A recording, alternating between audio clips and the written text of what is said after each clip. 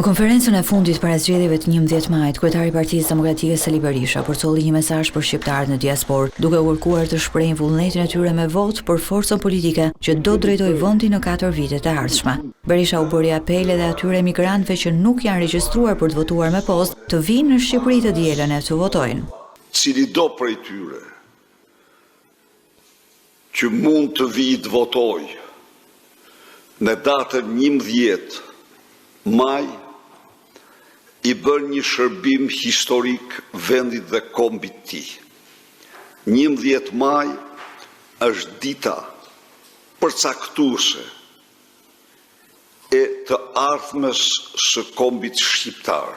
Ndërsa qytetarëve që banojnë në Shqipëri, kryetari i Partisë Demokratike Sali Berisha u bëri apel të bashkohen mitingut PD-s për mbylljen e fushatës.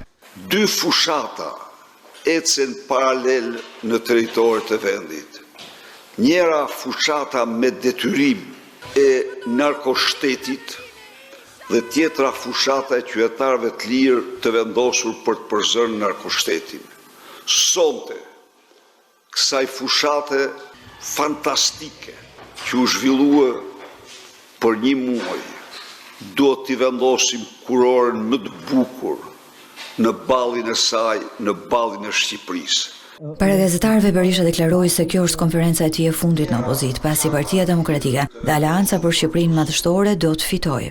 Kjo do jetë konferenca ime e fundit si kryetar opozite, mbasi pas datës 12 maj, kjo opozitë është majorancë.